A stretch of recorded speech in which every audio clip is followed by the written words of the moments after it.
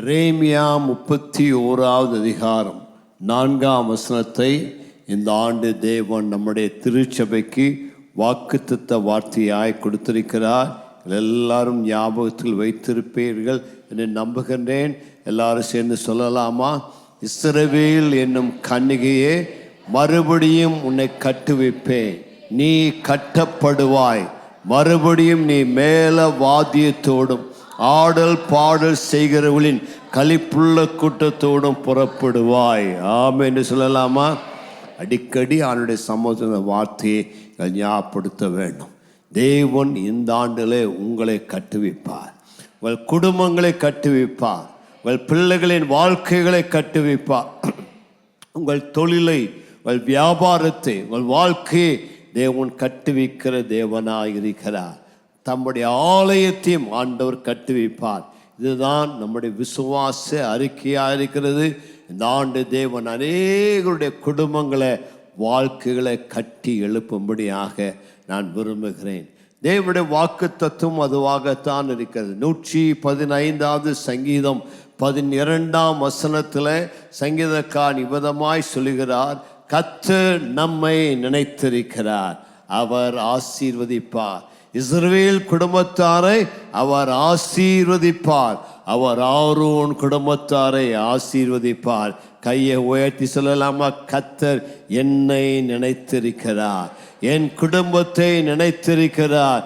இந்த ஆண்டு என் குடும்பத்தை கட்டுவிப்பார், என்னை கர்த்தர் ஆசீர்வதிப்பார், என்னையும் என் பிள்ளைகளையும் வாழ வைத்து இந்த ஆண்டிலே நன்மை செய்வார். கர்த்தருக்கு பயப்படுகிற சிறியோரையும் பெரியோரையும் அவர் உன்னதத்திலிருந்து ஆசீர்வதிக்கிற நல்ல தேவனாய் இருக்கிறார்.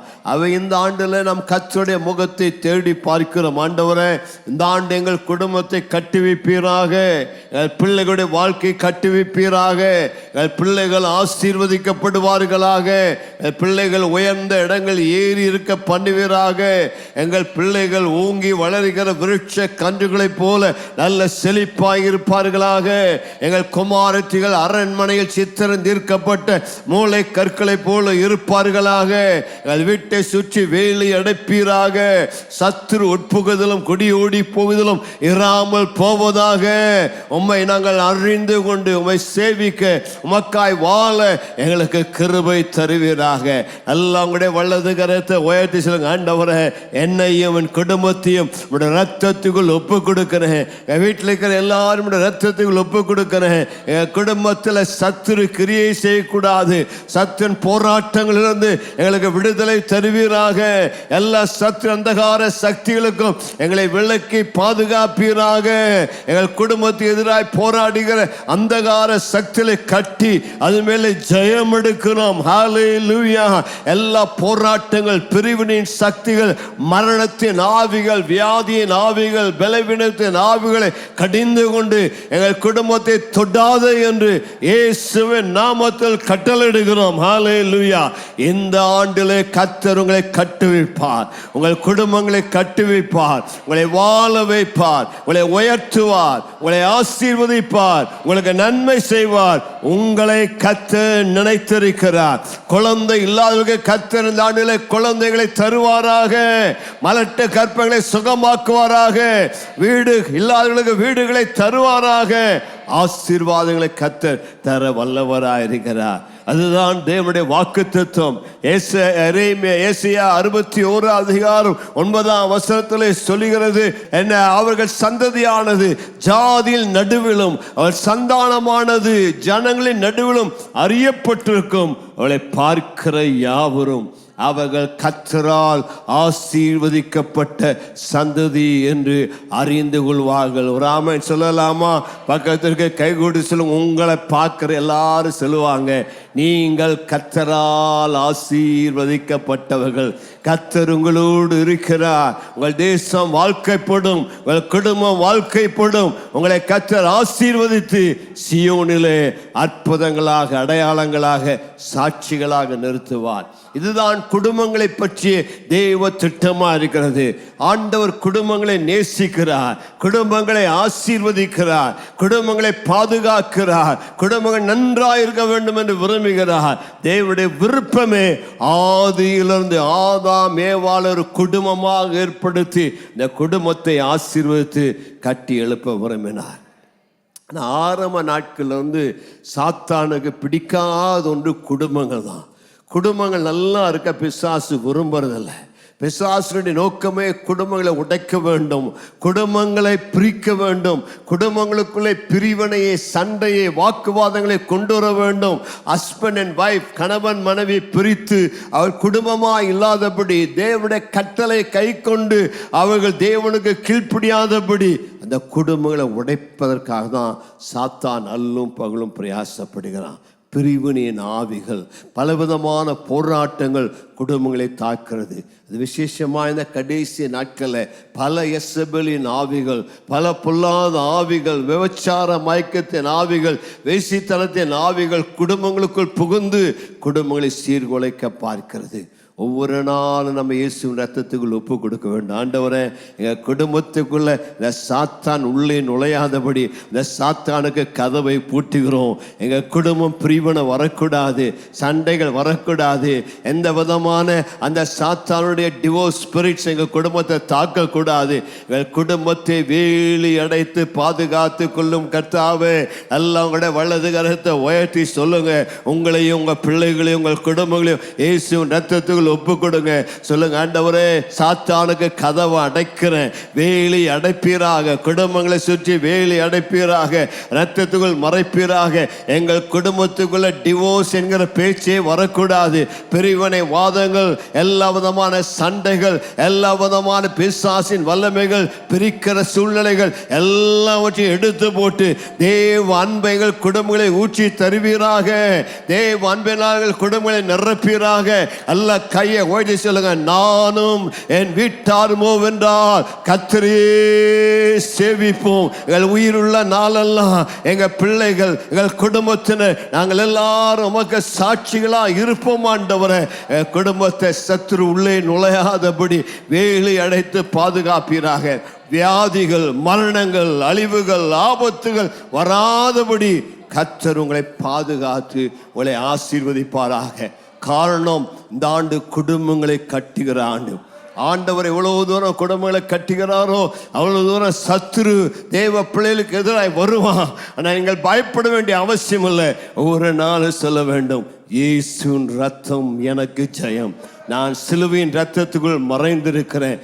குடும்பத்தை சுற்றில கர்த்தர் வேலி அடைத்திருக்கிறார். எங்களை பாதுகாப்பார், எங்களை ஆசீர்வதிப்பார், எங்களை நடத்துவார் என்று சொல்ல வேண்டும். இந்த நாள் எங்களோடு கூட குடும்பங்களை கட்டக்கூடிய சத்தியங்களை பேச விரும்புகிறேன். குடும்பங்களை கட்டக்கூடிய 8 தூண்களை குறித்து உங்களோடு இந்த நாளை பகிர்ந்து கொள்ள விரும்புகிறேன். 8 pillars, 8 building blocks that will help you to build the family. பரிசுத்த வேதாகமத்திலே தேவன் அநேக சத்தியங்களை நமக்கு கொடுத்திருக்கிறார். விசேஷமாய் பிராக்டிக்கலா குடும்பங்கள் கட்டப்படுவதற்கான பல சத்தியங்களை தேவன் நமக்கு அவருடைய வசனத்திலே கொடுத்திருக்கிறார். இந்த காலையில அந்த வார்த்தைகளை பார்த்து நாம் ஆசீர்வதிக்கப்படுவோம். 127வது சங்கீதம் 1ஆம் வசனம் சொல்கிறது, கர்த்தர் வீட்டை கட்டாவிடில் அதை கட்டுகிறவர்களின் பிரயாசம் விருதா. கர்த்தர் நகரத்தை காவாவிடில் அதை காக்கிறவர்களின் பிரயாசம் விருதா. அப்படி என்று சொன்னால் தேவன் தான் வீடுகளை கட்டுகிற தேவனாயிருக்கிறார். ஹல்லேலூயா. நாம் எத்தனை பிரயாசப்பட்டாலும், நம்ம எவ்வளவு உழைத்தாலும், ஆண்டவர் நமக்கு உதவி செய்யாவிட்டால் நம்முடைய குடும்பம் கட்டப்படாது. ஆகவே தான் ஆண்டவரிடத்தில் உதவி கேட்கிறோம். ஆண்டவரே, எங்கள் வாழ்க்கையை கட்டி எழுப்புவீராக, எங்கள் குடும்பத்தை கட்டி எழுப்புவீராக, எங்களுக்கு உதவி செய்யும் ஆண்டவரே என்று சொல்லி கேட்கிறோம். நாம் அவருடைய ஒத்தாசை கேட்கும் பொழுது அவர் நமக்கு உதவி செய்கிறார். அவருடைய வார்த்தையின் பேரிலே, விசுவாசத்தின் பேரிலே இயேசுவை அஸ்திபாரமாக வைத்து நம்முடைய வாழ்க்கை கட்டி எழுப்பக்கூடியவர்களாக இருக்கிறோம். மற்றவர்களெல்லாம் மணல், இயேசு ஒருவர் தான் கற்பாறை, இயேசு ஒருவர் தான் அஸ்திபாரம். இயேசுவின் வார்த்தையிலே நம்பி அவரிடத்தில் ஜெபித்து அவர் பேரில் விசுவாசம் வைத்து இயேசுவே எங்கள் வாழ்க்கை கட்டும் என்று சொல்லும் பொழுது தேவன் நம்மை கட்டி எழுப்புகிறார். ஒரு குடும்பத்தை 3 பேர் கட்டுகிறார்கள். முதலாவது ஒரு புருஷன் குடும்பத்தை கட்டுகிறான், புத்தியுள்ள மனுஷன். 2வது புத்தியுள்ள மனைவி, ஞானமுள்ள ஸ்திரீ வீட்டை கட்டுகிறார் என்று சொல்லி நீதிமொழிகள் 7:1 சொல்லுகிறது. மத்தேயு 7:23 புத்தியுள்ள மனுஷன் கட்டுகிறான் சொல்லப்படுகிறது. 3வது கர்த்தர் வீட்டை கட்டுகிறார். இப்போ ஒரு வீட்டை கட்ட அந்த 3 பேரும் தேவை. ஒரு நல்ல புத்தியுள்ள புருஷன், ஒரு 2வது நல்ல ஒரு ஞானமுள்ள ஸ்திரீ, 3வது தேவனுடைய ஒத்தாசை தேவையா இருக்கிறது. வராமேன்னு சொல்லலாமா? இந்த காலையில் ஆண்டவரிடத்தில் வந்து நம்மை தாழ்த்தி ஜெபிக்கிறோம். ஆண்டவரே, எங்கள் குடும்பத்தை என்னாடி கட்ட முடியலப்பா, நிறையா பிரச்சனை, நிறையா போராட்டம், நிறைய எதிர்ப்பு சோதனைகள், எனக்கு எப்படி குடும்பத்தை கட்டுறேன்னு தெரியல ஆண்டவரே. பல பிரச்சனைகள் வரும்போது சோர்ந்து போகிறேன். எங்கள் குடும்பத்தை ஆசீர்வதி ஆண்டவரே. இருக்கிற எல்லா போராட்டம் பிரச்சனைகளிலிருந்து எங்களை காப்பாற்றும். எங்கள் குடும்பத்தை கட்டி எழுப்பும். எனக்கு உம்முடைய உதவி தேவை. என்னுடைய குடும்பத்துக்குள்ள உம்முடைய ராஜ்யம் வருவதாக, உம்முடைய சமாதானம் இறங்கி வருவதாக, உம்முடைய ஆளுகை இறங்கி வருவதாக. உங்களை தான் தேடுகிற ஆண்டவரே. எங்க குடும்பத்தில் நீங்க இறங்கி வந்து ஆளுகை செய்யுங்கன்னு சொல்லி கேட்கும் பொழுது உங்கள் குடும்பத்தில் அவருடைய பிரசனம் இறங்கி வரும், அவருடைய சமூகம் இறங்கி வரும். எங்கே தேவ பிரசனம் இறங்கி வருகிறதோ அங்கே கலக்கம் இருக்காது, அங்கே பயம் இருக்காது, அங்கே வேதனை இருக்காது, அங்கே சாத்தானுடைய கிரியை இருக்காது. நல்லா உங்களுடைய வலது கரத்தை உயர்த்தி சொல்லுங்க, ஆண்டவரே, என்னுடைய குடும்பத்தில் உம்முடைய பிரசனம் இறங்கி வருவதாக, உம்முடைய சமூகம் இறங்கி வருவதாக. நீர் எங்களுக்கு உதவி செய்வீராக, குடும்பத்தை தூக்கி எடுத்து நிறுத்துவீராக.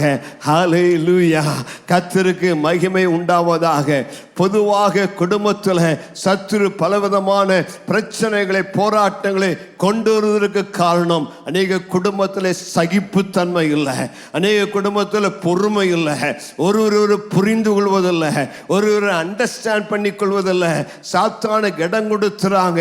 பலவிதமான கோபங்கள் வருவதற்கு, பலவிதமான டென்ஷன் வருவதற்கு, பலவிதமான மன அழுத்தங்கள் வருவதற்கு, பல சோர்வுகள் வருவதற்கு குடும்பத்தில் பலர் இடம் கொடுக்கக்கூடியவர்களா இருக்கிறார்கள். நான் வாழ்கிற நாட்கள் அப்பேற்பட்ட நாட்களா இருக்கிறது.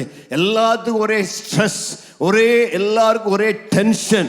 ஆமா, காலையில் எழுந்ததுல இருந்து சாயங்காலம் ராத்திரி படுக்க போற வரைக்கும் வேலை வேலை வேலை, பிள்ளையுடைய படிப்பு, பலவிதமான சூழ்நிலைகளால மனுஷன் ஒரு அழுத்தத்துக்குள்ளாக செல்கிறான், ஒரு ஸ்ட்ரெஸ்ஸுக்குள்ள காணப்படுகிறான். பலருக்கு நேரம் இல்லை தேவ சமூகத்தில் ஜெபிக்க, தேவனை தேட, தேவ பாத்திர காத்திருக்க நேரம் இல்லை. அவங்க கணவனும் மனைவி ஒரே பிஸியா ஓடிட்டே இருக்கிறாங்க. பல அழுத்தங்களுடைய வாழ்வில் இருக்கிறபடினால கணவன் மனைவி அன்பு கூற, ஒரு நேசிக்க, ஒருவர் காரியங்களை பகிர்ந்து கொள்ள, தேவ பாத்தில் காத்து ஆலோசனை பெற்றுக்கொள்ள நேரம் இல்லை. பணம் சம்பாதிப்பதுதான் இன்னைக்கு அநேகருடைய முக்கிய குறிக்கோளாக இருக்கிறது. வேலை நிமித்தமாய், பணத்தின் நிமித்தமாய் கணவன் மனைவி பிரிந்திருக்கிறாங்க. கணவன் ஒரு ஊரில், மனைவி இன்னொரு ஊரில் இருக்கிறாங்க. மனைவி சொந்த ஊரில் இருந்தால் புருஷன் வெளியூருக்கு போய் பணம் சம்பாதிக்க போகிறார். பணம் சம்பாதிச்சு என்ன பண்ணுறீங்க? வாழ்க்கையில் நிம்மதி இல்லைன்னா, வாழ்க்கையில் சமாதானம் இல்லைன்னா பணம் உங்களுக்கு எப்படி உதவி செய்யும்? பணம் குடும்பம் சமாதானமாக இருப்பதற்கு தான், பணம் குடும்பம் ஆசீர்வதிக்கப்படுவதற்கான். ஆனால் நீங்கள் பணம் சம்பாதிக்க போய் மனைவியே இழந்துட்டீங்க, பிள்ளைகளே இழந்துட்டீங்கன்னா அதனால என்ன பிரயோஜனம்? நீங்கள் விசுவாசிக்க வேண்டாம், ஆண்டவரே, நான் இருக்கிற இந்த ஊரிலேயே எங்களுக்கு வேலை கிடைக்க செய்யுங்க, இந்த ஊரிலேயே எங்களை ஆசீர்வதிங்க. நீங்கள் விவாகம் பண்ணுவது பிரிந்து வாழ்வதற்காக அல்ல, சேர்ந்து வாழ்வதற்காக தான். சேர்ந்து வாழ்கிற குடும்பம் ஆசீர்வதிக்கப்பட்ட குடும்பம். ஆகவே பணத்திற்காக, தொழிலுக்காக, வேலைக்காக நீங்கள் ஒருவரை விட்டு ஒரு பிரிந்திருந்தால் குடும்பத்தில் தூரம், டிஸ்டன்ஸ் ஜாஸ்தி ஆயிரும். கணவன் மனைவிக்கு உண்மையாக இருப்பதில்லை, மனைவி கணவனுக்கு உண்மையாக இருப்பதில்லை. சந்தேகங்கள் வருகிறது. சாத்தானதை பயன்படுத்தி குடும்பத்தில் பல விதமான விதைகளை விதைத்து குடும்பங்களை பிரிக்க பார்க்கிறான். அதுக்கு இடம் கொடுக்க கூடாது. இன்னைக்கு ஐடி வேர்ல்டுங்கிறாங்க. ஐடி வேர்ல்டில் பிஸியாக, ஐடியில் உலகம் முழுவதும் கனெக்ட் பண்ணுறாங்க. உலகம் முழுவதும் அந்த ஐடி வேர்ல்டுனால இணைக்கப்பட்டாலும் புருஷன் மனைவியோடு வீட்டில் நேரம் செலவழிக்க புருஷனும் மனைவி கனெக்ட் ஆகுதில்லை. உலகத்தையே கனெக்ட் பண்ணுறாங்க. ஆனால் குடும்பத்தில் கனெக்ஷன் அற்று போய் கிடக்கிறது. உலகம் முழுவதும் ஆதாயப்படுத்தினாலும் உன் சொந்த குடும்பத்தை நஷ்டப்படுத்தினா அதனாடி உனக்கு லாபம் என்ன? உன் சொந்த குடும்பத்தில் கணவன் மனைவிக்கிடையே நல்ல உறவு இருக்கிறதா, அன்பு இருக்கிறதா? அவனுடைய வார்த்தை சொல்லுகிறது, விவாக மஞ்சம் யாவருக்குள்ளும் கனமுள்ளதா இருக்கிறது. விவாக மஞ்சம் தீட்டுப்படக்கூடாது, அது அசுத்தப்படக்கூடாது. அப்படின்னு என்ன அர்த்தம்? குடும்பத்துக்குள்ள மூன்றாவது ஒரு நபர் உள்ளே வர இடம் தரக்கூடாது. குடும்பத்துக்குள்ள விபச்சாரம், வேசித்தனம் போன்ற பாவங்கள் வர அனுமதிக்க கூடாது. புருஷன் மனைவிக்கு உண்மையா இருக்க வேண்டும், மனைவி புருஷனுக்கு உண்மையா இருக்க வேண்டும். அந்த விவாக உடன்படிக்கையை நீ கனப்படுத்த வேண்டும். அப்பொழுதுதான் கர்த்தர் உங்களை ஆசீர்வதிப்பார். விவாக உடன்படிக்கைக்கு ஒரு நாளும் துரோகம் செய்யக்கூடாது. தேவன் அருவருக்கிற காரியம் விவாகரத்து, டிவோர்ஸ். இன்றைக்கு பல குடும்பங்களே அந்த விவாகரத்துங்கிற நிலைக்கு அவர்கள் பிரச்சனாலே தள்ளப்படுகிறார்கள். குடும்பங்கள் அடிக்கடி சண்டை, குடும்பங்கள் அடிக்கடி பிரச்சனை, குடும்பங்கள் அடிக்கடி வாக்குவாதங்கள், குடும்பங்களே அடிக்கடி பலவிதமான பிரச்சனைகளினாலே புருஷன் மனைவி ரெண்டு பேருக்கும் சமாதானம் இல்லாம கடைசியில யோசிக்கிறாங்க, ஏண்டா இப்படி கஷ்டப்படணும், குடும்ப வாழ்க்கை நரகம் போல் இருக்கிறது, விவாகரத்து பண்ணலாமான்னு யோசிக்கிறாங்க. விவாகரத்து நரகத்திலிருந்து வரக்கூடியதான காரியம். அதை ஒரு பொழுதும் உங்கள் குடும்பத்தில் ஏற்றுக்கொள்ளக்கூடாது.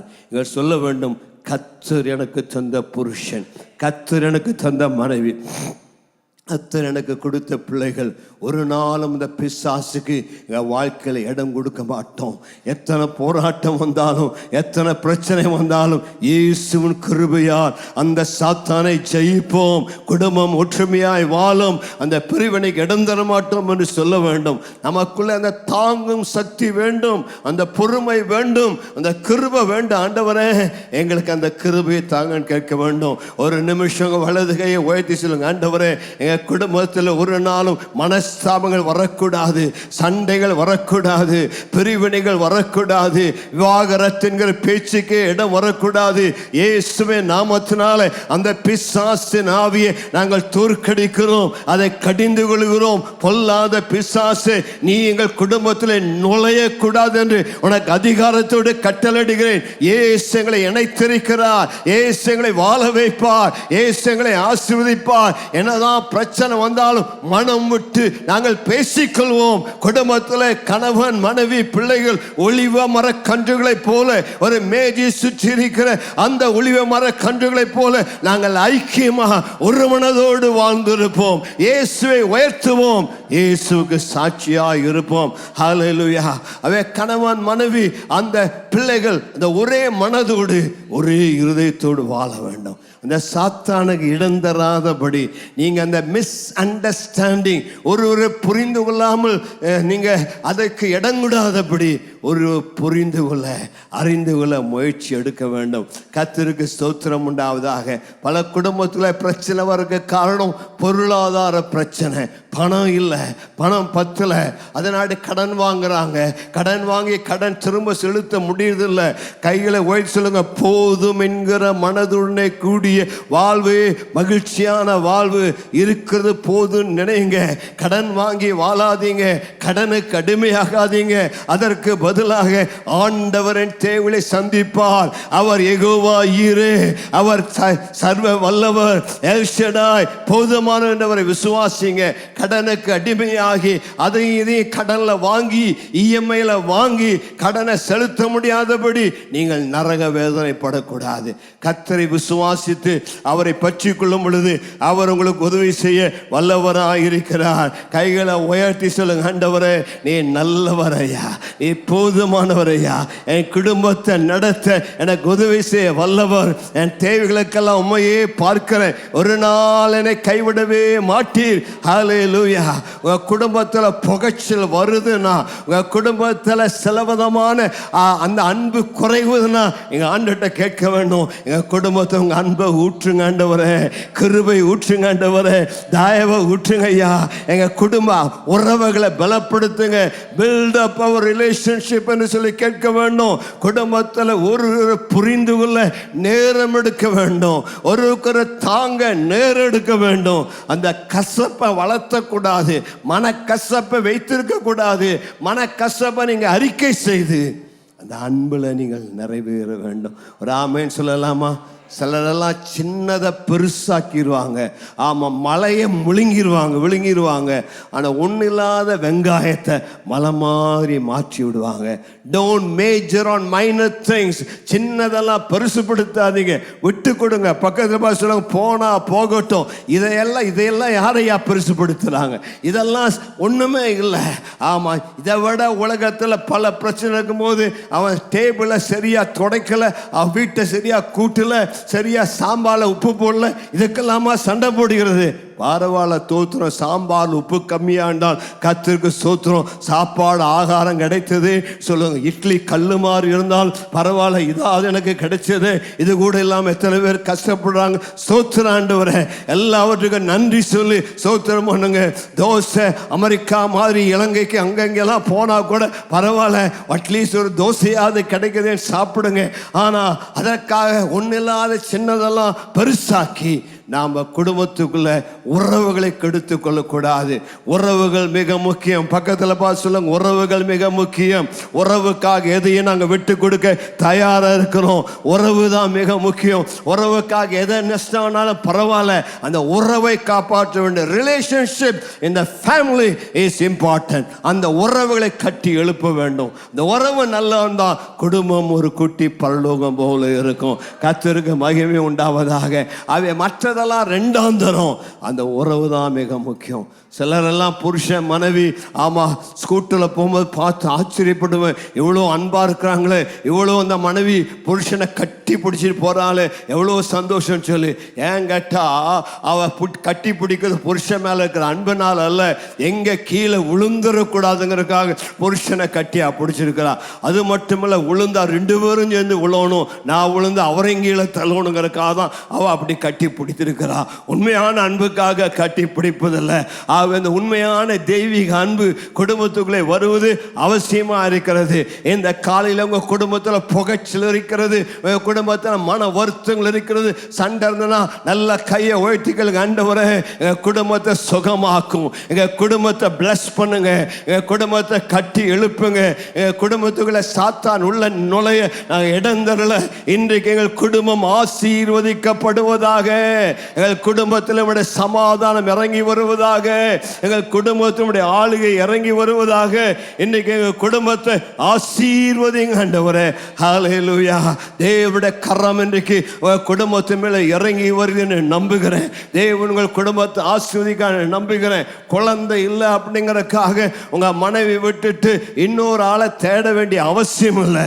உனக்கு குழந்தை வேணும்னா ஆண்டவனுக்கு குழந்தை தருவார். குழந்தை உனக்கு இல்லைன்னு சொன்னா, குழந்தை இல்லையே நான் ஆபிரகாம் மாதிரி இன்னொரு ஆகார தேடி போலாமா போயிடாத. உன் மூலமா இன்னொரு இஸ்மவேல் சந்ததி வந்து அது பயங்கரமான கஷ்டத்தை கொடுக்க கூடாது. ஒரு ஆமென் சொல்லலாமா? உனக்கு குழந்தை வேணும்னா, உனக்கு பிள்ளையை பெறக்கூடிய ஒரு ஆசீர்வாதத்தை தரணும், தருவார். உனக்கு பிள்ளை இல்லைன்னா அதுக்கும் கர்த்தரை ஸ்தோத்திரம் பண்ணணும். ஆண்டவரே, எனக்கு குழந்தை வேணும்னு விரும்பினேன், இல்லை, ஆனால் அதற்காக ஸ்தோத்திரம். குழந்தை இல்லாதனால சந்தோஷமாக ஊழியத்தை செய்ய முடியும். அதுதான் நன்றியுள்ள ஒரு இருதயம். குழந்தை இல்லைன்னு அழ வேண்டிய அவசியம் இல்லை. உனக்கு தேவைன்னா அவர் கொடுப்பார். குழந்தை இல்லைன்னா குழந்தைனால் வரக்கூடிய கஷ்டம் உனக்கு இல்லை, பிரச்சனை இல்லை. இன்றைக்கி எத்தனையோ குழந்தைகள் பெற்றுட்டு அம்மாமார் ஐயாமார் கஷ்டப்படுறாங்க. முன்னாடி அந்த கஷ்டத்தை தாங்க முடியாமல் தான் ஆண்டவனுக்கு கொடுக்கலை. அதற்காக நீ மகிழ்ச்சியாக இருக்க வேண்டும், அதற்காக நீ துக்கப்படக்கூடாது. பாருங்க, எத்தனையோ பிள்ளைகள் எங்கள் அப்பாவை விசுவாசம் நடத்தின லிவிசி ஐயாமாவுக்கு குழந்தையே இல்லை. அவங்க வாழ்நாள் முழுவதும் இயேசுவுக்காய் அர்ப்பணித்து நல்ல ஊழியத்தை செய்து அநேக ஆவிக்குரிய பிள்ளைகளை பெற்றெடுத்து தேவனுடைய ஊழியத்தை செய்தார்கள். மோகன் சீலாசஸ் இன்னும் அநேகர் குழந்தை இல்லை, அக்கா கவலைப்படல. ஆனால் அநேக ஆவிக்குரிய குமாரத்தில கத்த தந்திருக்கிறார். கைகளை உயர்த்தி ஒரு ஹல்லேலூயா சொல்லலாமா?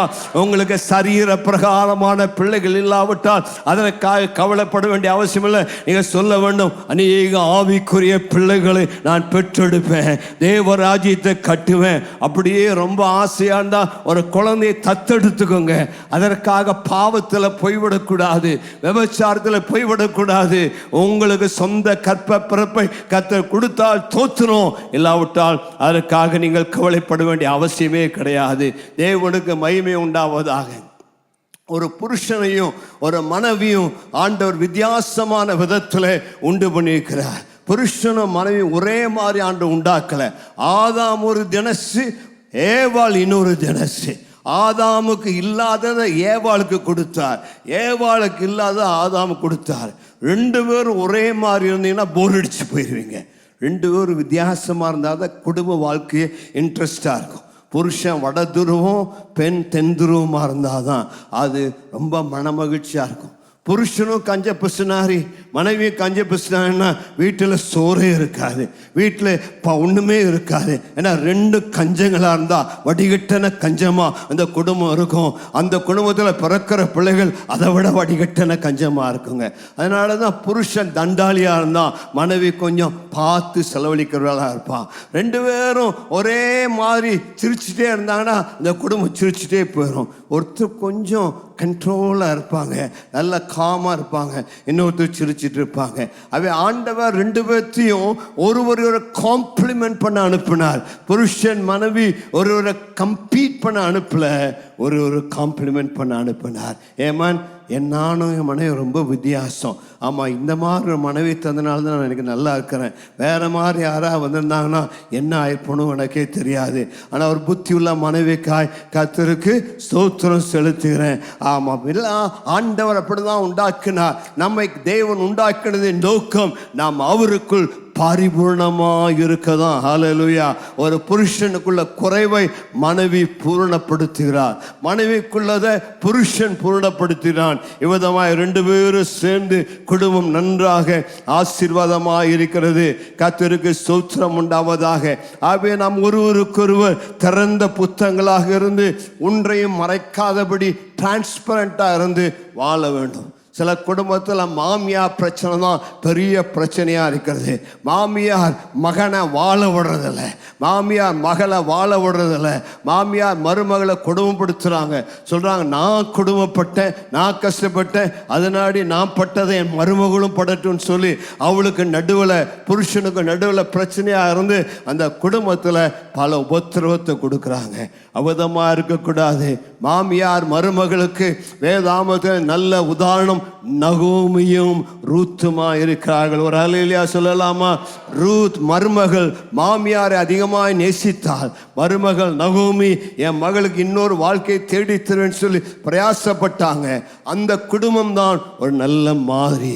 நகோமியை போல ரூத்தை போல நீங்கள் இருக்க வேண்டும். மாமியக்கும் மருமகளுக்கும் நல்ல உறவு, அன்பு இருக்க வேண்டும். உங்கள் வீட்டுக்கு வந்த மருமகளை ஏற்றுக்கொள்ளுங்க, அவளை நேசிங்க, அவளை சந்தோஷப்படுத்துங்க. மருமகள் மாறே உங்கள் மாமியாரை கனப்படுத்துங்க. உங்கள் சொந்த தாயை நேசிப்பது போல உங்களுடைய புருஷனுடைய அம்மாவை நேசித்து கனப்படுத்த வேண்டும். அதுதான் தேவனுடைய ஒழுங்காக இருக்கிறது. ஒரு வீட்டில் ஒரு பிச்சைக்காரன் வந்து பிச்சை கேட்டாராமா. மருமகள் போ பிச்சையில் போன்னு துரத்தி விட்டாராமா. மாமியாருக்கு ஒரே கோமாமா. மாமியார் இந்த வெளியில் போய் இந்த பிச்சைக்காரனை கூப்பிட்டேன், இங்கே வா இங்கே வா அப்படின்னா. அவனும் எனக்கு பிச்சை கிடைக்க போகுதுன்னு ஆசையாக வந்தானாமா. சொன்னான், என் மருமகள் யார், அவள் யார் உன்னை துரத்தி விட? நான் தான் அந்த வீட்டுக்கு அதிகாரி, நான் சொல்கிறேன் உனக்கு பிச்சையில் போ அப்படின்னாங்களாம். இதுக்கு பேர் தான் அதிகார பிரச்சனை. ஆமாம், குடும்பத்தில் யாருக்கு அதிகாரம் இருக்குது அப்படின்னு சொல்லி அதை கூப்பிட்டாங்களே, ஏதாவது ஒரு 5 பைசா ₹1 போட்டு அனுப்பலாமல, அதுக்கு பதிலாக நான் தான் அதிகாரி என்று சொல்லி காண்பித்தாங்க. ஆகவே அபதமாக நாம் இல்லாதபடி, ஒருத்தர் மேலே ஒருத்தர் குறை சொல்லாதபடி, ஒருத்தர் மேலே ஒருத்தர் குற்றம் கண்டுபிடிக்காதபடி ஒருவரை நேசித்து ஒருவர் அன்பாக இருக்க வேண்டும். குடும்பத்தில் அடிதடி பிரச்சனை வரக்கூடாது. புருஷன் மனைவி அடிக்கக்கூடாது. புருஷன் மனைவியை கெட்ட வார்த்தைகளை சொல்லி பேசக்கூடாது. தேவையற்ற அகராதில் வார்த்தைகளை பேசக்கூடாது. ஒரு ஊழியக்காரன் மனைவியை ஜாதியெல்லாம் சொல்லி அடிச்சான்னு சொல்லி அந்த ஊழியக்காரனை கடிந்து கொண்டு அபதமாக இருக்கக்கூடாது. ஆகவே நமக்குள்ளே தவறான வார்த்தைகள், தவறான பேச்சுகள், அடிதடிகள் குடும்பத்துக்குள்ளே இருக்கக்கூடாது. அடிதடிகள் உலகத்தில் இருக்கக்கூடிய காரியம். கிறிஸ்துவ குடும்பத்தில் அன்பு நிறைந்திருக்க வேண்டும். இதுவரைக்கும் மனைவின்னு அடிச்சதே இல்லைங்கிறவங்க கை வைத்து ஹல்லேலூயா சொல்லுங்க. பாருங்க எவ்வளோ கம்மியாக இருக்குதுன்னு சொல்லி. ஆமாம், கர்த்தரை கையை உயர்த்தி ஆராதிக்கிற அந்த கையில் மனைவி அடிக்கக்கூடாது, புருஷன் அடிக்கக்கூடாது. இது வரைக்கும் நான் அடி வாங்கினதும் இல்லை, அடி கொடுத்ததும் இல்லை. கர்த்தர் நல்லவராக இருக்கிறார். ஹல்லேலூயா. ஆமாம், நாம் அற்புதமாய் வாழ வேண்டும். குடும்பத்துக்குள்ள அடிதடி சண்டை பிரச்சனை வராதபடி அன்பு நிறைந்த குடும்பமாக இருக்க வேண்டும். சமாதானம். சில குடும்பத்திலாம் பேசுவாங்க, பொடி நாய பேயாமா பார்த்தா மிருகமாரியாக புருஷன் வந்தா மனைவி சொல்லுவா, காண்டாமிருகம் வருது, காண்டாமிருகம் போய் ஒளிஞ்சுக்கோமா. காட்டு மிராண்டி மாறி காட்டில் திரிகிற மிருகமெல்லாம் இன்னைக்கு வீட்டுக்குள்ளே வந்துருச்சு. புருஷன் வந்து அவன் மிரட்ட பார்த்து மனைவி பயந்துக்கிறா, பிள்ளைகள் பயந்துக்கிறாங்க. அது தவறு. ஒரு குடும்பத்தில் அன்பு இருக்க வேண்டும். ஆமாம், இந்த மாதிரி 5 வார்த்தையை பேசக்கூடாது. நாசமா போ, கெட்டுப்போ, தொலைஞ்சு போ, செத்து போ, பொடி என்று சொல்லி திட்டி அனுப்பக்கூடாது. இவைகளெல்லாம் கிறிஸ்து குடும்பத்துக்கு ஏற்ற வார்த்தைகள் அல்ல.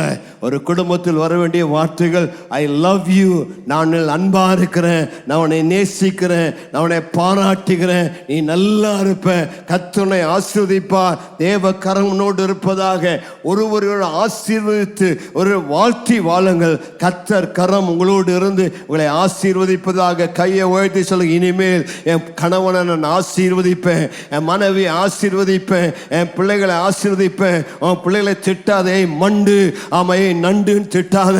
உன் பிள்ளைகள் மண்டு நீனா இருக்கிற புத்தியும் போயிடும். உங்க பிள்ளைகளை பார்த்து சொல்லு, நல்ல புத்திசாலி நீ ஆசீர்வதிக்கப்பட்ட பிள்ளை, கர்த்தர் கரம் மேல இருக்கிறது, நீ நல்லா வருவேன்னு சொல்லி உன் பிள்ளைகளை ஆசீர்வதிங்க. உங்க கணவனை உங்க மனைவி ஆசீர்வதிங்க. உங்க குடும்பங்கள் நன்றாக இருக்கும். குடும்பத்தில் ஆண்டவர் கணவன் மனைவிக்கு வெவ்வேறு வேலையில கொடுத்திருக்கிறார். ஒரு புருஷன் குடும்பத்தில் 4 காட்டு செய்கிறான். 1, குடும்பத்திற்கு அவன் ஆசாரியனாயிருக்கிறான். 2வது, குடும்பத்திற்கு இரட்சகராயிருக்கிறார், போஷகராயிருக்கிறார். 3வது, ஒரு குடும்பத்தை பாதுகாக்கிறவனா இருக்கிறான். 4வது, ஒரு குடும்பத்துக்கு தலையா இருக்கிறான். ஆகவே தான் புருஷன் ஆண்ட தலை என்று சொல்லுகிறது. தலை என்றால் மனைவி கழுத்தா இருக்கலாம், பிரச்சனை இல்லை. ஆனா தலையை கனப்படுத்த வேண்டும். தலை கழுத்து எங்கெல்லாம் திருப்புதோ அங்கதான் கழுத்து திரும்பும். ஆனா நீங்க ரொம்ப நேக்கார்னா அப்படி திருப்பலாம் புருஷனை. ஆனா புருஷன் தலையா இருந்து மனைவி நல்லா புருஷனை கனப்படுத்த வேண்டும். புருஷனுக்கு கொடுக்க வேண்டிய மரியாதை கொடுக்க வேண்டும். நிறையா குடும்பத்தில் பிரச்சனை வரக்கு காரணம் புருஷன் ஒரு அடிய மனைவி அடிச்சா, அடிடா குத்துடா போடுறா அப்படின்னு இன்னும் அவனை கோபம் முட்டுறாங்க. அதனாடி புருஷன் இப்படி மரியாதை எல்லாமே அடி பேசுறேன்னு சொல்லி இன்னும் 2 அடி அடிக்கிறாங்க. கொஞ்சம் தாங்கி போயிட்டீங்கன்னா குடும்பத்தில் பிரச்சனையே வராது. ஒரு ஆமைன்னு சொல்லாமா? அதுக்காக புருஷன் அடிங்கன்னு சொல்லலை, அடிக்கக்கூடாது. ஆனால் மனைவி கோபம் முட்டக்கூடாது. ஒரு புருஷன் ஒரு மாப்பிள்ளை பார்க்க போனாங்களாமா. அப்போ அந்த வீட்டில் பொண்ணு பார்க்க வந்து அடிச்சு சொன்னாங்களாமா, என் பொண்ணுக்கு கொஞ்சம் வாய் நீளங்கன்னாராமா. அந்த வீட்டில் மாப்பிள்ளை வந்து சொன்னாங்களாமா, எங்கள் மாப்பிள்ளைக்கு கை நீளம்னு சொன்னாங்களாமா. ஆமாம், சில வீட்டில் கை நீளமாக இருக்குது, சில வீட்டில் வாய் நீளமாக இருக்குது. அப்படி இருந்தால் குடும்பம் நல்லா இருக்க முடியாது. ஆமாம், நல்ல அன்பான வார்த்தைகள் அன்பாக சொல்ல வேண்டும். ஒரு மனைவி ஒரு புருஷனுக்கு கிரீடமாக இருக்கிறார். ஒரு ஆமைன்னு சொல்லலாமா? பக்கத்தில் பார்த்தீங்கன்னா நீங்கள் கிரீடமாக இருக்கிறீங்களான்னு கேளுங்க அம்மா பார்த்து. ஆமாம் ஆமாம், முட்கிரீடமாக இருக்கிறாங்க சிலர். ஆமாம், நல்ல கிரீடமாக இருப்பதற்கு ஆமாம் முட்கிரீடமாக இருக்கிறாங்க. அப்படி இல்லாதபடி நல்ல கிரீடமாக புருஷனுக்கு கனத்தை மதிப்பை தேடி தருகிறவர்களாக இருக்க வேண்டும். குடும்பத்திற்கு நல்ல ஒரு வீட்டு தலைவியாக இருக்க வேண்டும். குடும்பத்தை கட்டியுள்ளா இருக்க வேண்டும். ஒரு மனைவி குறித்து வேதம் சொல்லும் போது ஷீஸ் அ ஹெல்ப்மேட் என்று சொல்லப்படுகிறது. உதவி செய்கிறவள், ஏற்ற துணை, ஒருத்தருக்கு உதவியாக இருக்கிறார். அவள் தான் ஒரு மனைவி. ஏ கம்பேனியன், உடன் உதவியாக இருக்கிறார். ஒரு தோழி என்று அழைக்கப்படுகிறது. பார்ட்னர் டுகெதர், 2 பேரும் பங்காளர்களாக சுதந்திரவாளிகளாக இருக்கிறார்கள். அது ஒரு ஹெல்ப்மேட் டீம்மேட்டாக, ஒரு தோழியாக, ஒரு அன்புக்குரியவர்களாக, ஒரு கம்பானியனாக, ஒரு கவுன்சிலராக, ஒரு கம்ஃபர்டராக இருந்து குடும்பத்தை நடத்த வேண்டும். குடும்பத்தை நன்றாய் விசாரிக்க வேண்டும். குடும்பத்தை அழகா வைத்துக் கொள்ள வேண்டும். நீதிமொழிகள் 31 அதிகாரத்தில் ஒரு குணசாலியான ஸ்திரீ யார் என்று சொல்லி அழகான ஆலோசனைகள் சொல்லப்படுகிறது. அதிகாலையில் நேரத்தோடு எழுந்து வேலைகளை செய்கிறார். குடும்பத்தில் ஆகார குறைவில்லை, வஸ்திர குறைவில்லை, குடும்பம் மிக அழகாய் நேர்த்தியா இருக்கிறது. ஒரு பெண் அவதமாய் சுறுசுறுப்பாக தன் வீட்டை அழகாக பார்த்து கொள்கிறார். ஒரு கணவனும் மனைவி சேர்ந்து வீட்டை கட்ட வேண்டும். மனைவி தான் வீட்டில் எல்லாம் வேலை செய்யணும்னு சொல்லி கணவன் சும்மா இருக்கக்கூடாது. கணவன் என்னெல்லாம் வீட்டில் உதவி செய்ய முடியுமோ அந்த உதவியெல்லாம் மனைவிக்கு செய்து கொடுக்க வேண்டும். எல்லாம் மனைவியே செய்வான்னு சொல்லி கணவன் சும்மா நான் தான் வேலைக்கு போகிறேன்னு உட்காரக்கூடாது. குடும்பத்தில் ஒரு கணவன் குடும்பத்தை கட்டி எழுப்ப, பிள்ளைகளை வளர்க்க அவனாடி முடிந்த எல்லா உதவிகளையும் செய்ய வேண்டும். ஒரு ஆமைன்னு சொல்லலாமா? விதமாக குடும்பத்தில் நீங்கள் அன்பாக இருந்தால் குடும்பம் ஆசீர்வதிக்கப்படும். கொலோசியர்கள் நிருபம் 3 அதிகாரம் 12 வசனத்திலிருந்து 17 வசனம் முடிய அப்போஸ்தலனாகிய பவுல் 8 தூண்களை சொல்லுகிறார். குடும்பம் கட்டப்படுவதற்கான 8 பில்டிங் பிளாக்ஸ், 8 காரியங்கள் இந்த குடும்பத்தில் இருந்தால் அந்த குடும்பம் ஒரு குட்டி பரலோகம் போல இருக்கும். ஒரு ஆமைன்னு சொல்லலாமா?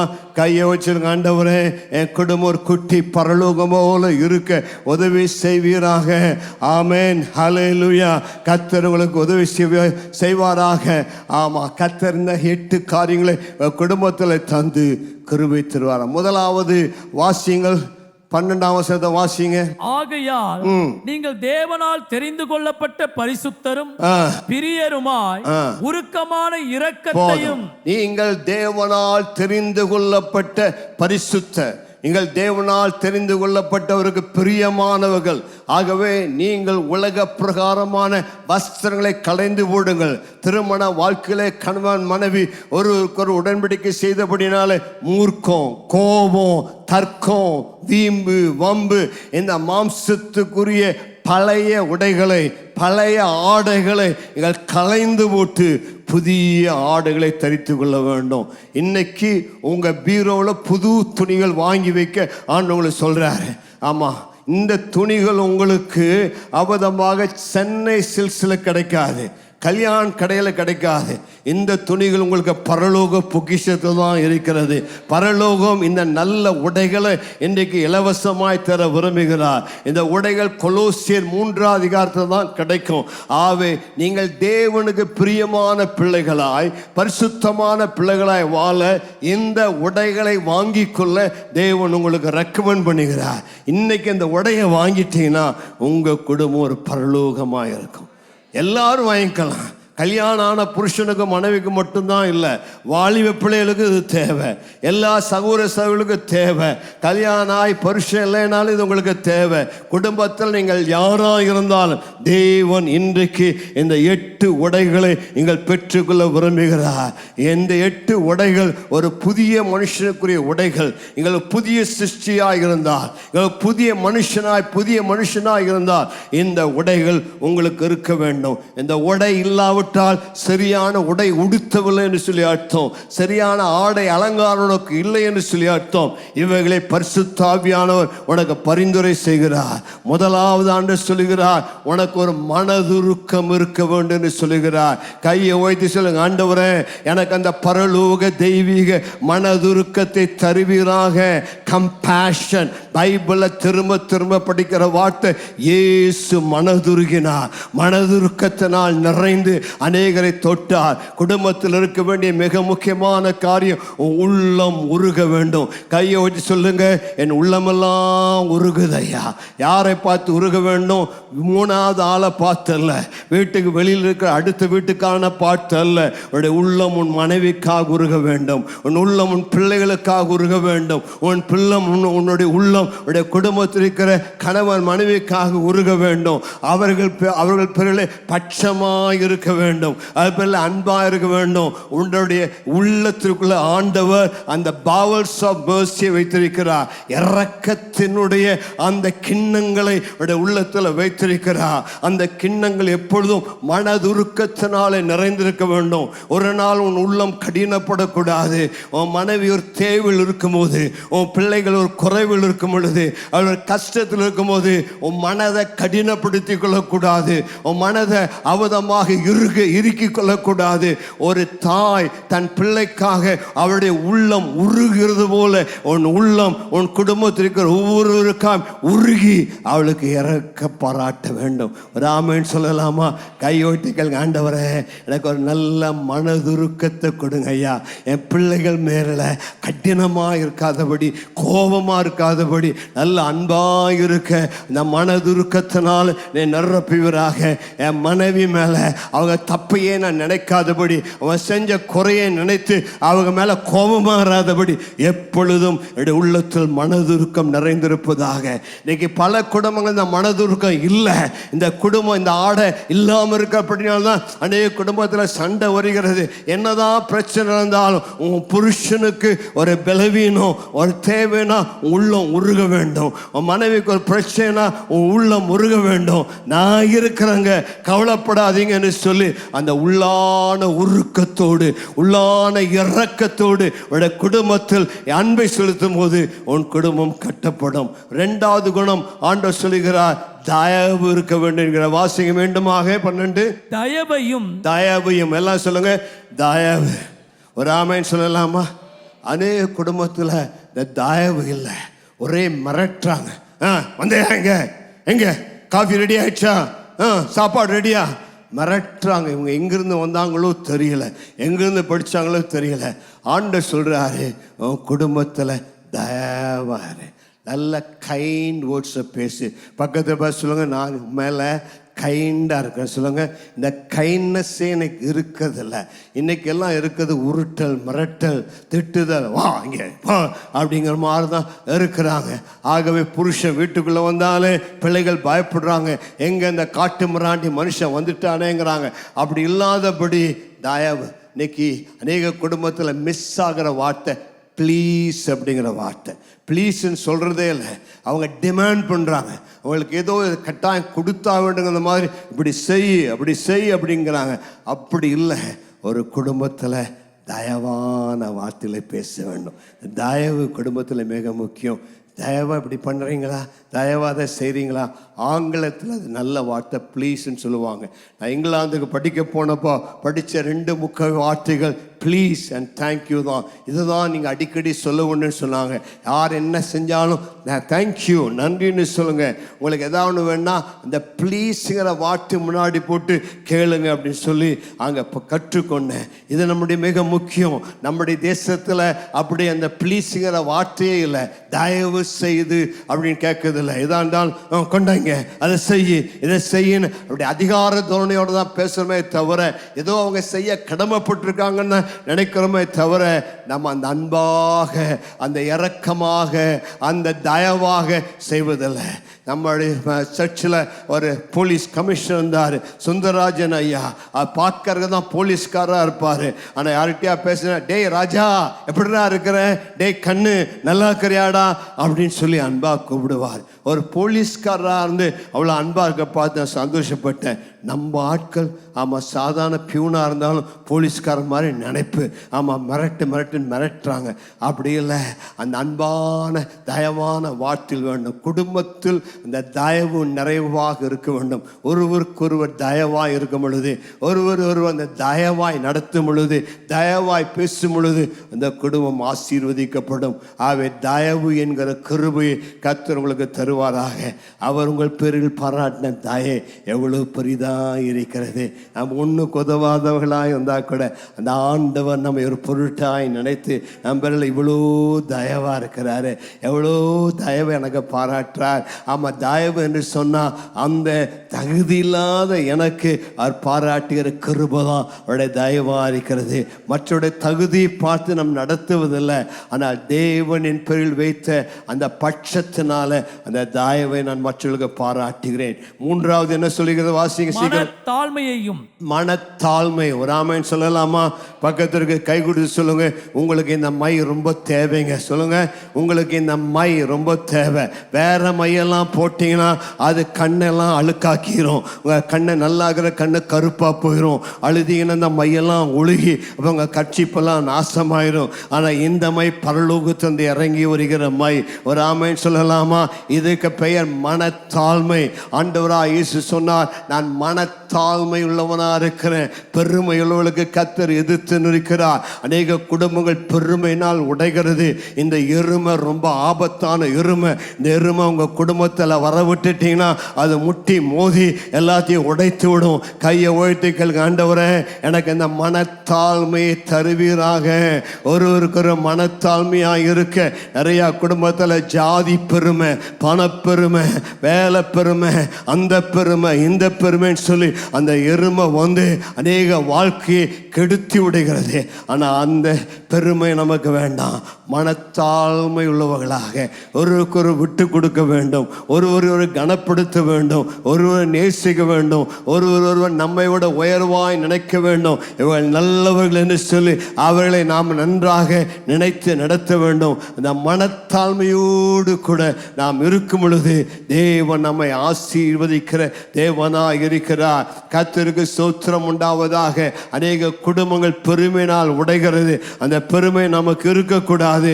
குடும்பத்தில் நாம் அபதமாக பெருமையினால அநேக குடும்பங்கள் உடைந்து போகிறது.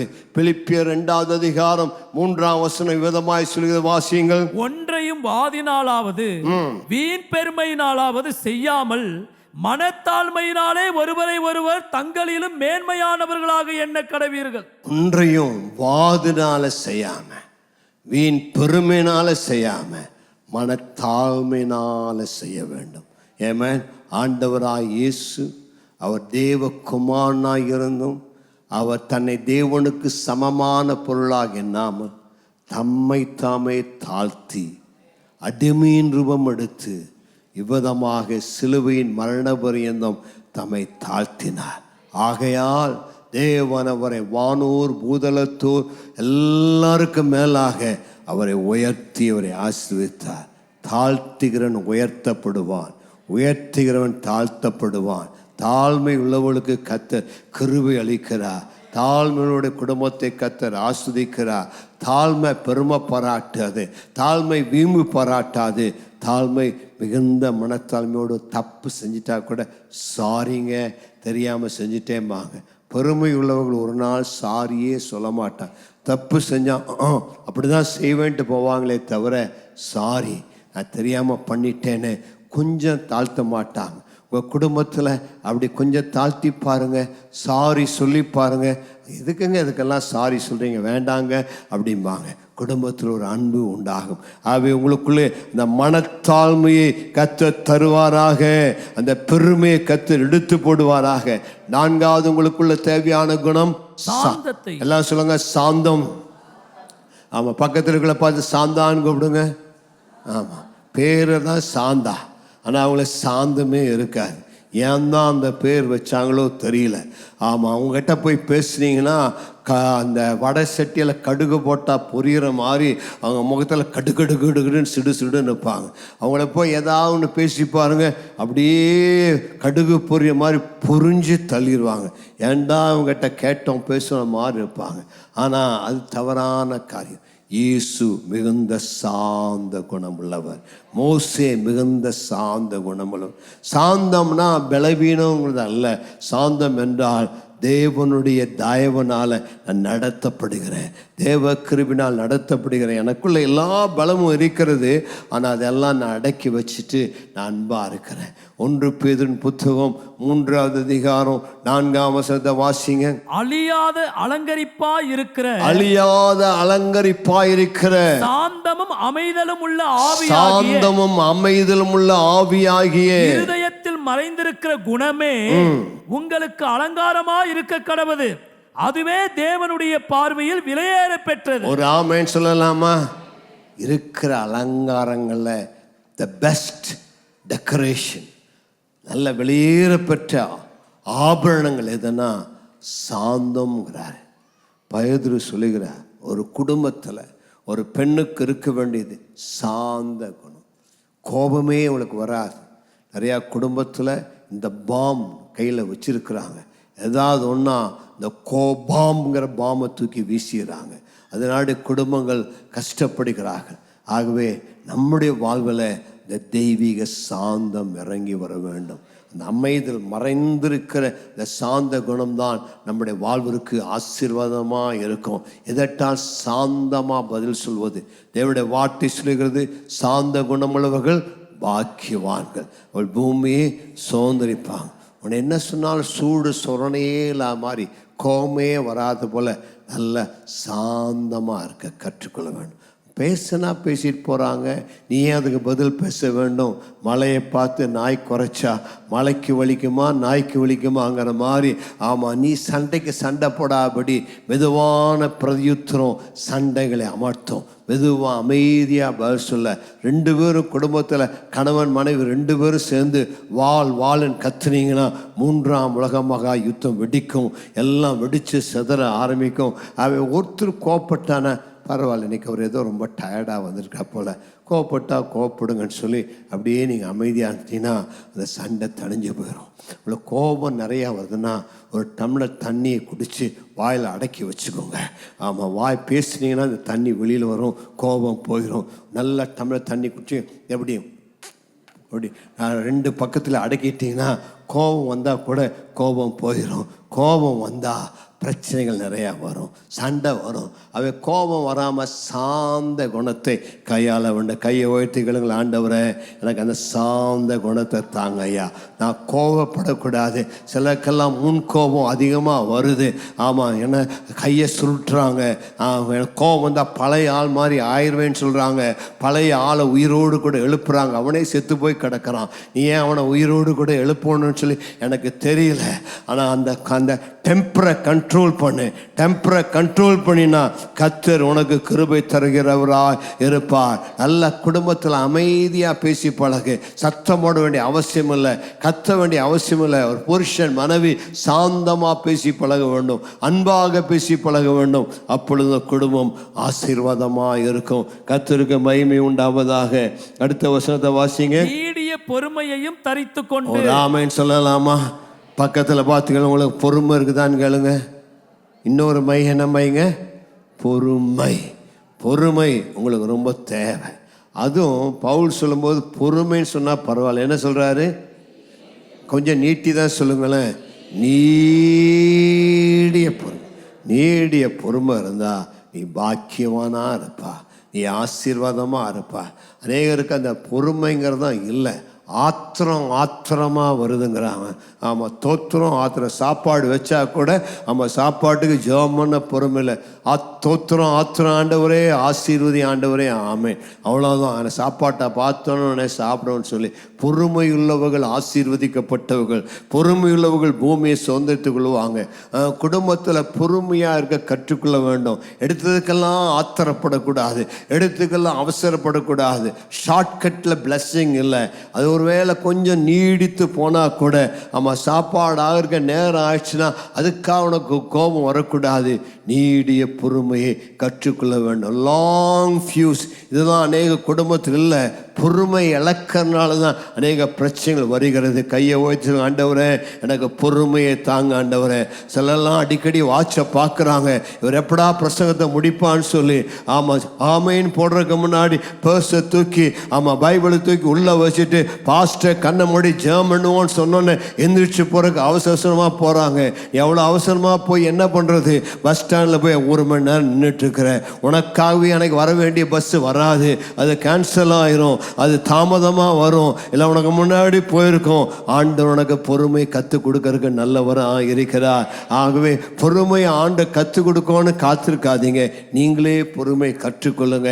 ஆண்டவங்களுக்கு நீடிய பொறுமையை தருவாராக.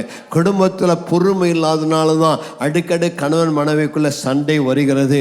ஆகவே பொறுமையை கற்றுக்கொண்டு குடும்பத்தில் அன்பாக இருக்க கர்த்தர் கிருபை தருவார். வாசிங்க. ஒருவரை ஒருவர் தாங்கி ஒருவர் தாங்கி. ஒரு ஆமைன்னு சொல்லலாமா? பக்கத்தில் இருக்கிற கைவிட சொல்லுங்க, நான் உங்களை தாங்குறேன் பிரதர். நான் இருக்கும்போது உங்களுக்கு என்ன குறைவு? குடும்பத்தில் புருஷன் மனைவி தாங்க வேண்டும், மனைவி புருஷனை தாங்க வேண்டும். ஒரு தாங்கி குடும்பத்தை நடத்தினீங்கன்னா குடும்பம் குட்டி பரலோகம் போல சந்தோஷமா இருக்கும். ஒரு ஆமைன்னு சொல்லலாமா?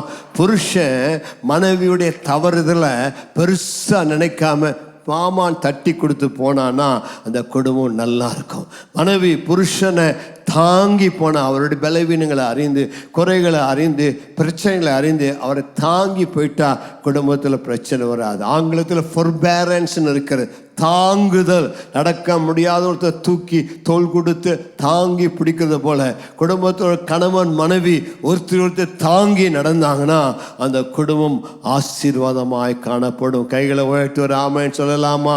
அவன் அந்த தாங்கக்கூடிய கிருபையை, அவன் அன்பு சகலவற்றையும் தாங்கும், அன்பு சகலவற்றையும் சகிக்கும், அன்பு கோபப்படாது, அன்பு நீடிய பொறுமையுள்ளது, அன்பு தயவுள்ளது, அன்பு எல்லாவற்றையும் தாங்கி நடத்தக்கூடியதாக இருக்கிறது. அந்த தெய்வீக அந்த குணம் நமக்கு தேவையா இருக்குது. தாங்கி ஆண்டவர் நமக்காக எவ்வளோ துன்பங்களை தாங்கினார், எவ்வளோ பாடுகளை தாங்கினார். நாம் நம்முடைய குடும்பத்தில் தாங்க வேண்டும். ஒரு புருஷன் மனைவி குடும்பத்தில் இருக்கும்போது, ஆமாம், புருஷன் பேப்பர் படிச்சுட்டு இருந்தார், மனைவி காஃபி கொண்டு வந்து கொடுத்தாங்க. மனைவி காஃபி கொண்டு வந்து கொடுக்கும்போது புருஷன் பேப்பரை ரொம்ப இன்ட்ரெஸ்டாக படிச்சுக்கனால காஃபி வரதை பார்க்கல. பக்கத்தில் காஃபி வரும்போது பேப்பரை திருப்பினார், காஃபி தட்டி விட்டார், காஃபி கீழே விழுந்து கப்பன் சாஸ்திரம்லாம் உடைஞ்சது. அம்மா நினைச்சாங்க இப்போ புருஷன் எரிஞ்சு தள்ளுவார், கோபமாக பேசுவாருன்னு சொல்லி பார்த்துட்டே இருந்தாங்க. புருஷன் சொன்னார், மன்னிச்சுக்கம்மா, நான் தான் தப்பு பண்ணிட்டேன், சாரி, நீ கொண்டு வந்ததை பார்க்கல, மன்னிச்சுக்கோன்னாரு. இந்த அம்மாவுக்கு கண்ணில் தண்ணியே வந்துடுச்சு. இந்த அம்மா புருஷன் பாசனா, இல்லைங்க, நான் தான் சரியாக கவனிச்சு உங்களுக்கு கொடுக்கல, என் பேப்பர் பிடிக்கிறத பார்க்காம தப்பாக கொடுத்துட்டு என்னை மன்னிச்சுக்கோன்னாங்க. 2 பேரும் காஃபி சேர்ந்ததை பற்றி கவலைப்படல, 2 பேரும் ஒருத்தர் அன்பு கூர்ந்து ஒரு தாங்கினாங்க. அந்த குடும்பம் ஆசீர்வாதமாக இருந்தது. கைகளை உயர்த்து ஹல்லேலூயா சொல்லலாமா? கையை உயர்த்தி சொல்லுங்க, ஆண்டவரே ஒருத்தர் தாங்க எனக்கு கற்றுக் கொடுங்க. ஒருத்தர் மேலே ஒருத்தர் வருத்தப்படாமல், ஒருத்தருடைய தவறுதலை பெருசாக பேசாமல் ஒரு தாங்கி அன்போடு கூட நடத்த எனக்கு கிருபை தருவீராக. ஆமென். அடுத்து சொல்லுங்க, முடிப்போம். ஒருவர் பேரில் ஒருவருக்கு குறைபாடு உண்டானால் கிறிஸ்து உங்களுக்கு மன்னித்தது போல ஒருவருக்கொருவர் மன்னியுங்கள். ஆமா, கிறிஸ்து உங்களுக்கு மன்னித்தது போல நீங்களும் ஒருவருக்கு மன்னியுங்கள். ஒருவர் பேரில் ஒருவருக்கு குறைபாடு உண்டானால் கிறிஸ்து உங்களுக்கு மன்னித்தது போல. நிறைய குடும்பத்தில் பிரச்சனை இதுதான், மன்னிக்க கற்றுக்கொள்ளவில்லை, மன்னிக்க தெரியவில்லை. இந்த மன்னியாத சுபாவம் பல குடும்பத்தில் இருக்கிறபடினால்தான் குடும்பங்களே பல பிரச்சனைகள் காணப்படுகிறது. அதுவும் இந்த பெண்களுக்கு இருக்கக்கூடிய விசேஷத்தை கிருபை, ஞாபக சக்தி. 20 வருஷம் ஆனாலும் மறக்க மாட்டாங்க, 30 வருஷம் ஆனாலும் மறக்க மாட்டாங்க. ஆமாம், புருஷன் ஏதாவது தப்பு போயிட்டான்னா, இங்கே கல்யாணம் பண்ணுற அன்னைக்கே இப்படி தான் பண்ணீங்க, இன்றைக்கும் இப்படி தான். சரி, ஏமா அவருக்கு அதெல்லாம் ஞாபகமே இருக்காது, நேற்று நடந்ததே அவருக்கு ஞாபகம் இருக்காது. இன்றைக்கி போய் 30 வருஷத்துக்கு முன்னாடி நடந்த சொன்னீங்கன்னா அவருங்க, நீங்கள் எப்போ பார் இப்படி தான் பண்ணுறீங்க, அது என்ன எப்போ பார், அதான் மன்னிச்சு மறந்து விட, இன்றைக்கி தான் புதுசாக செய்கிற மாதிரி நினச்சிக்கோ. ஆமாம், பெண்கள் அடிக்கடி செய்யக்கூடிய தவறு அதுதான். பழைய கதையை ஞாபகப்படுத்திகிட்டே இருப்பாங்க, பழைய கதை சொல்லி காய்ப்பாங்க. நீங்கள் இப்படி பண்ணீங்க, அப்படி பண்ணீங்க, இதை செய்யலை, அதை செய்யலை, அப்படி சொல்லாமல் மன்னிக்க கற்றுக்கொள்ள வேண்டும், மன்னிக்க மறக்க கற்றுக்கொள்ள வேண்டும். மன்னிக்கும் பொழுது மறக்கும் பொழுது தேவன் நம்மை ஆசீர்வதிக்கிற நல்ல தேவனாக இருக்கிறார். கைகளை ஓய்ச்சிடுங்க, ஆண்டவரே எனக்கு மன்னிக்க கற்றுக் கொடுங்க. கிறிஸ்து எனக்கு மன்னித்தது போல நானும் அவளுக்கு மன்னிக்க வேண்டும், எனக்கு உதவி செய்யுங்க ஆண்டவரே, கிருபைத்தாரும். சில நாட்களுக்கு முன்னாடி ஒருவருக்கு நான் ஆலோசனை கொடுத்தேன். ஒரு இடத்துல ஆலோசனை கேட்க வந்தார். அவர் தன் பிள்ளைகளெல்லாம் துரோகின்னு சொன்னார், தன் மனைவி திட்டினார், எல்லாம் சொல்லி எனக்கு சந்தோஷமே இல்லை பாஸ்டர், எனக்கு அதை ஊழியமே செய்ய முடியல, எனக்கு ஜெபம் பண்ணுங்க. நான் சொன்னேன், நீங்கள் செய்யறதான் தப்பப்பா. உன் மக இன்னொருத்தனோட ஓடிட்டாங்கிறதுக்காக நீ அதை மன்னிக்காமல் அதை துரோகின்னு சொல்கிறதான் தப்பு. அப்படி சொல்லக்கூடாது. உன் மகளுக்கு மன்னி, உன் மனைவி அவங்கள ஏற்றுக்கொள்கிறாங்கிறதுக்காக உன் மனைவி வெறுக்க தப்பு, அது தவறு, அது செய்யக்கூடாது அப்படின்னு சொல்லி அவருக்கு கடிந்து கொண்டு ஆலோசனை கொடுத்தேன். அவருக்கு என் மேலேயே கோவம் வந்துருச்சு. நான் சொன்ன வார்த்தைகளை கேட்டு எனக்கு ஆலோசனை சொல்லி ஆறுதல் சொல்லி என்னை தடவை கொடுத்து என்னை ஆஸ்வதிப்பீங்கன்னு பார்த்தேன். ஆனால் என்னையே இப்படி திட்டி அனுப்பிட்டீங்களேன்னு கேட்டேன். நான் சொன்னேன், எனக்கு தப்புன்னு சொல்ல தான் தெரியும், தப்பை சரின்னு சொல்ல தெரியாது. நீ செய்கிறது தப்பு, உன் மனைவி வெறுக்கிறது தப்பு, உன் பிள்ளைகளை வெறுக்கிறது தப்பு. உனக்குள் மன்னிக்கும் சுபாவத்தை கர்த்தர் தருவாராக. அநேக குடும்பங்கள் பிரிந்திருக்க காரணம், மனைவி செஞ்ச தப்பை புருஷன் மன்னிக்கலை, புருஷன் செஞ்ச தப்பை மனைவி மன்னிக்கலை. பைபிளை பாருங்கள், ஓசியா புத்தகத்தில் ஓசியா தீர்க்கதரிசி மனைவி தவறான வழியில் போனால் கூட ஆண்டவர் சொன்ன அவளுக்கு மன்னித்து அவளை திரும்ப ஏற்றுக்கொள்ளுங்கிறார். அவன் மன்னித்து திரும்ப ஏற்றுக்கொண்ட பொழுது மீண்டும் கர்த்தர் அந்த குடும்பத்தை கட்டி எழுப்பினார். ஓசியா புத்தகமே அதை குறித்து தான் சொல்லுகிறது. இஸ்ரவேல் ஜனமே, நீ எனக்கு துரோகம் பண்ணி என்னை விட்டு தூரம் போயிட்டாய், ஆனால் நான் உனக்கு மன்னிச்சேன், நான் திரும்ப சேர்த்து கொண்டேன். அதுபோல நீ ஒருவருக்கு மன்னிக்க வேண்டும் என்று ஆண்டவர் கற்றுக் கொடுக்கிறார். நமக்குள்ள அந்த மன்னிக்கிற தெய்வீக சுபாவத்தை கர்த்தர் தருவாராக. மன்னியாமல் இருப்பது மனுஷிக சுபாவம், மன்னித்து மறப்பது தெய்வீக சுபாவமாக இருக்கிறது. கையை உயர்த்தி ஒரு நிமிஷம் கேட்கலாம், ஆண்டவரே எனக்கு விரோதமாக யார் தப்பு செஞ்சாலும் அவளை மன்னிக்கக்கூடிய கிருபையை எனக்கு தருவீராக. நீர் எனக்கு மன்னித்தது போல நானும் எல்லாருக்கும் மன்னிக்க வேண்டும். என் சகோதரனுக்கு, என் சகோதரிக்கு, என் குடும்பத்தில் யார் எனக்கு தீங்கு செய்தாலும் அவளை மனதார மன்னிக்கிறேன். என் உள்ளத்தில் வைத்து ஒரு காயமாக நான் வைக்க விரும்பலாண்டவரே, மன்னிக்க எனக்கு கற்று தருவீராக. கடைசியாக வாசிக்க முடிப்போம். இவை எல்லாவற்றின் மேலும் பூரண சற்குணத்தின் கட்டாகிய அன்பை தரித்துக் கொள்ளுங்கள். ஒரு ஆமென் சொல்லலாமா? நம்ம எல்லா ட்ரெஸ்ஸும் போட்ட பிறகு அதுக்கு மேலே ஒரு கோட்டு போட்டால் தான் ஒரு அழகாக இருக்கிறது. பெண்களுக்கு அது போல ஒரு நல்ல ஷாலை மேலே போட்டால் தான் அழகாக இருக்கிறது. அது போல தான் ஆண்டவர் சொல்லுகிறார், எல்லாம் உனக்கு இந்த 7 குணங்கள் இருந்தாலும் 8வது குணமாக அன்பை தரித்து கொள்ளுங்கிறார். அன்புக்கு கிரேக்க வார்த்தையில் 3-4 வார்த்தைகள் இருக்கிறது. அன்பை சொல்லும்போது ஃபிலியோம்பாங்க, எரோஸும்பாங்க, அகப்பேம்பாங்க. ஃபிலியோனா சகோதர அன்பு, எரோஸ்னா கணவன் மனைவிக்குள்ள இருக்கக்கூடிய பால் உறவு அன்பு. ஆனால் அகப்பேன்னு சொன்னால் தெய்வீக அன்பு, அது இயேசுவின் அன்பு. தேவன் நம் பேரில் இவ்வளவாய் அன்பு கூர்ந்தபடினாலே தம்மையே நமக்கு கொடுத்தார்.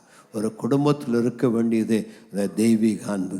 புருஷர்களே மனைவியில் அன்பு கூறுகள் என்று சொல்லும் பொழுது இந்த வார்த்தை தான் என்று பயன்படுத்துகிறார், தெய்வீக அன்பு.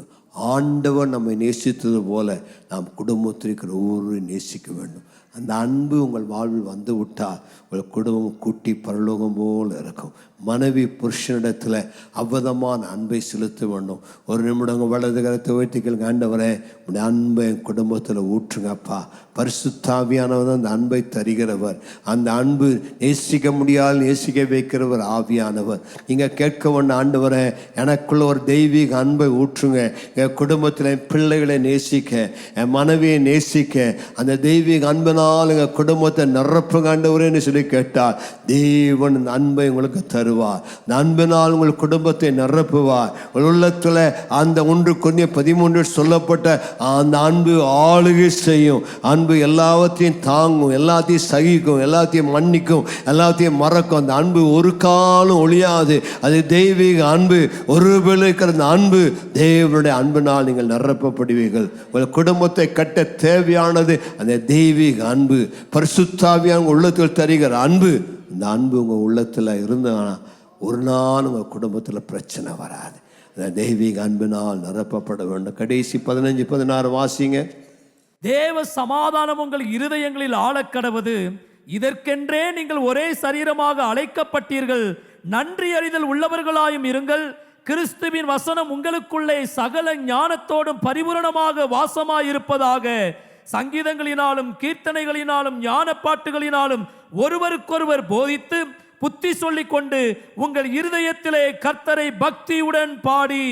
கர்த்தருக்கு மகிமை உண்டாவதாக. அப்போஸ்தலனாகிய பவுல் கணவன் மனைவி குடும்பத்துக்குள்ள ஆலோசனை சொல்லி முடிக்கும் பொழுது அபதமாய் சொல்லுகிறார், தேவ சமாதானம் ஒரு இருதயத்தில் ஆளுகை செய்வதாக. கையை உயர்த்தி சொல்லுங்க, ஆண்டவரே உங்கள் சமாதானத்தை எங்களுக்கு கொடுங்க. எல்லா சூழ்நிலையிலும் எல்லா தேவைகள் மத்தியிலும், எல்லா பிரச்சனை மத்தியிலும் எங்கள் குடும்பத்தில் அம்பையர் தேவ சமாதானம் தான்.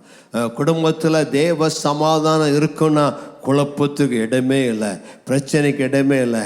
ஆண்டவர் கேட்க, ஆண்டவரே உம்முடைய சமாதானத்தினால் உள்ளங்களை நிரப்புங்க, என்னுடைய சமாதானத்தை உங்களுக்கு தருகிறேன், உங்கள் இருதயம் கலங்காதிருப்பதாக, என்னிடத்தில் விசுவாசமாக சொன்ன ஆண்டவர் உங்கள் குடும்பத்தில் சமாதானத்தை தருவாராக. எத்தனை கலக்கங்கள் இருந்தாலும், எத்தனை பிரச்சனைகள் இருந்தாலும், எத்தனை போராட்டங்கள் இருந்தாலும், அந்த கலக்கத்தின் மத்தியிலே தேவ சமாதானம் உங்களை ஆளுகை செய்வதாக. அவருக்கு ஒரு துதி பலிபீடம் கட்டினீங்கன்னா, ஜப பலிபீடம் கட்டினீங்கன்னா, அவருடைய சமாதானம் உங்கள் குடும்பத்தில் ஆளுகை செய்யும். உங்கள் குடும்பத்தில் சாத்தான் ஆளுகை செய்வதல்ல, பிரச்சனைகள் ஆளுகை செய்வதல்ல, தேவ சமாதானம் உங்களை ஆளுகை செய்வதாக. தேவ சமாதானம் உங்களை ஆளுகை செய்ய வேண்டும் என்றால் நீங்கள் என்ன செய்ய வேண்டும்? ஸ்தோத்திர பலிகளை செலுத்துங்க. நன்றியுள்ளதோடு கூட கர்த்தரை துதிக்குங்க. இருதயத்தில், உங்கள் இருதயத்தில் பக்தியுடன் பாடி, கீர்த்தனைகளினாலே, ஞான பாட்டுகளினாலே ஒருவருக்கொரு புத்தி சொல்லி கொண்டு இவ்விதமாய் உங்கள் இருதயத்தில் கர்த்தரை நீங்கள் பாடி துதிக்கும் பொழுது உடைய பிரசன்னம் உங்கள் வீட்டில் இறங்கி வரும், உடைய சமூகம் உங்கள் வீட்டில் இறங்கி வரும். வீட்டில் ஒரு ஜப பலிபீடத்தை கட்டுங்கள், துதி பலிபீடத்தை கட்டுங்கள், ஸ்தோத்திர பலிபீடத்தை கட்டுங்கள். ஆண்டவரே, எங்கள் வீட்டில் உமக்கென்று ஒரு ஸ்துதி பலிபீடத்தை கட்டுகிறோம், வேத வசனத்தை வாசிக்கிறோம், வேத வசனத்தை வாசித்து ஜெபித்து ஆண்டுக்கு நன்றி சொல்லும் போது அவரே எங்கள் குடும்பத்தை கட்டி எழுப்புவார், குடும்பத்தை சுற்றி வேலி அடைப்பார், சத்ரு உள்ளே வராதபடி பாதுகாப்பார். அந்த தேவ சமாதானம் இருதயத்தை ஆளுகை செய்வதாக. எல்லாரும் எழுந்து நிற்போமா? உங்களுக்காக நான் ஜெபம் பண்ண விரும்புகிறேன். இதை கிடைத்து உங்களுடைய வலது கரத்தை உயர்த்தி, ஆண்டவரே என் குடும்பத்தில் ஆளுகை செய்யும், என் குடும்பத்தில் சமாதானம் தாரும், என் குடும்பத்தில் சத்ரு உள்ளே நுழையக்கூடாது, என் குடும்பத்தில் பிசாசின் கிரிகள் காணப்படக்கூடாது, என் குடும்பத்திற்கு உடைய தெய்வீக சமாதானம் கிருபை உண்டாவதாக. உடைந்து போகிற குடும்பங்களை கர்த்தர் ஒன்று சேர்க்கிறார், துரத்துண்ட இஸ்ரவேலரை கர்த்தர் கூட்டி சேர்க்கிறார், உங்களுக்கு சமாதானத்தை தருகிறார். உங்களுக்காக நான் ஜெபம் பண்ண விரும்புகிறேன். கணவன் மனைவியா இருப்பீனா ஒருத்தர் ஒரு கையை ஒருவர் கிட்டியா இருக்க பற்றி கொள்ளுங்க, எல்லாம் ஒரு மனதோடு கூட ஜெபிப்போம். ஆமாம், கணவன் மனைவி குடும்பமாக இருந்தீங்கன்னா உங்கள் பிள்ளைகளோடு கூட கைகோர்த்து கொள்ளுங்க. ஆண்டவரே, எங்கள் குடும்பத்தை நினைத்துள்ளோம், நான் எங்கள் குடும்பத்தை கட்டி எழுப்போம், நான் எங்கள் குடும்பத்தினுடைய ஆசீர்வாதங்கள் இறங்கி வருவதாக. ஆரோன் குடும்பத்தை ஆசீர்வதிக்கிறவரே, இஸ்ரவேல் குடும்பத்தை ஆசீர்வதிக்கிறவரே, கர்த்தருக்கு பயந்த பெரியோரையும் சிறியோரையும் ஆசீர்வதிக்கிறவரே, எங்களை ஆசீர்வதிங்க ஆண்டவரே. எங்கள் குடும்பத்துக்கு குறைவுகளை நிறைவாக்குங்க. நான் எங்கள் குடும்பத்தில் நன்மைகள் உண்டாவதாக.